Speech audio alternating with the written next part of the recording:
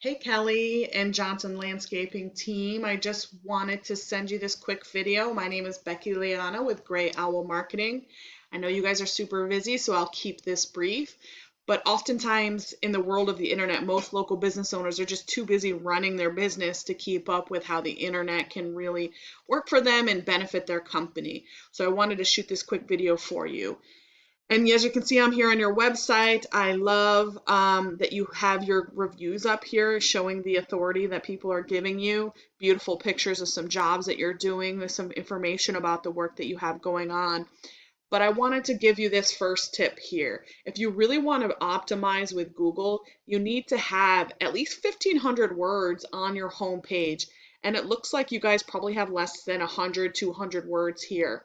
Content is king with Google. This is a key factor in Google's formula when they decide which sites to rank higher than others. And Google likes to see high quantity as well as high quality words because you want your business to show up on page one when your customers are searching on Google. So you need to think about the words that you're using. So 1,500 words or more, but you also want to optimize which words you're using. So I've looked and put your business in this tool that I use called Ahrefs. And you can see I put your company's website right here. And this is basically a dashboard of your company's online presence. And you can see here you are getting some traffic to your page, so that's nice. And you're ranking for 204 keywords. So when I select this and look at the keywords you're ranking for, landscaping McDonough getting 250 searches, you're number one for there. So you're doing a great job in the McDonough area. Johnson's Landscaping is your name, you're branded for, you should be ranking number one for that because it is your brand. It's not necessarily a buyer intent keyword, but Johnson Landscaping company here. When people, Johnson's Landscaping is something people are going to search for when they already know your company. You definitely want to try to target those people, which is great, but you want to target people that are just not aware of you and not knowing what you're going on. So a lot of your Johnson is here. Your brand, you definitely want to search for that. Landscaping company is not necessarily a buyer intent keyword because they could be looking for anything. So not too bad that you're ranking a little bit lower there. But you want to look for buyer intent keywords like you have here, landscaping McDonough, Georgia. That's a buyer intent keyword with 250 searches a month, and you're number one there. But, as you can see from on your website, you guys service quite a few different areas, and you want to make sure that you're ranking for more than one area. So, for example, 250 search volume McDonough is great. When I put it in this search term here of landscaping Atlanta, this gets a search volume of 600 searches a month. That's 7,200 potential customers a year that you're missing out on the traffic because, as you can see here, you're not ranking in those top three spots in that respect. And if you think about it, you can optimize and add a lot more content on here using those buyer intent keywords like landscaping Atlanta and putting it in here. And in your particular case, you service multiple regions, so you could think about having several service pages where you can rank number one for more areas than just McDonough, Georgia. So think about that, consider 2 or 3 keywords, and that's kind of my first tip for you there. But when you go, like I said, when you go here, this buyer intent keyword that has search volume of 600 a month, the first thing you see when people search is they put that keyword in. The first area you'll see are these ads, and of course, you know that these ads are where people are paying Google to be ranking right number one there. And everyone searches differently. Some people will click on these ads and do the first thing that they see. You just got to keep in mind that you got to do those ads right because they can be a money pit if you do them wrong. But that is a good strategy just to get to number one.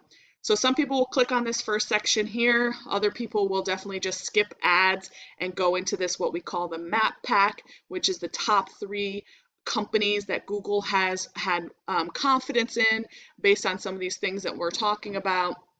And the third section would be what we call organic search, which is under that map pack. And these are where your keywords, again, come into play and people search here. But this section here, this map pack, gets 40% of all the traffic. And you're probably asking yourself, man, I want to be up here, right?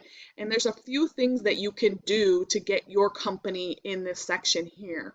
And so, of course, putting some content on your website's one of them. Another thing is thinking about your Google business profile. So I have your business profile pulled up here, and as you can see, this is your business profile. You want to make sure that you're optimizing this and continuing to grow and build your Google profile. And there's a number of ways that you can do that. I'll show you a few of them here.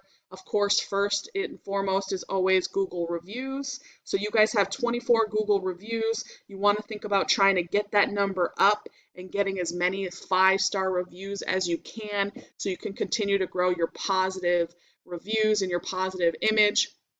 The second part of your Google online profile is what we call the NAP, which is your name, your address, and your phone number. Google likes to see that, and it likes to see that in multiple locations throughout the web. So you can put it on your website, obviously, your Google business profile, on Yelp, on Yellow Pages, Whitebook, City Star, and so on. Tons of places you can put your name, address, and phone number, which starts creating tracks. But you want to make sure with that it's consistent.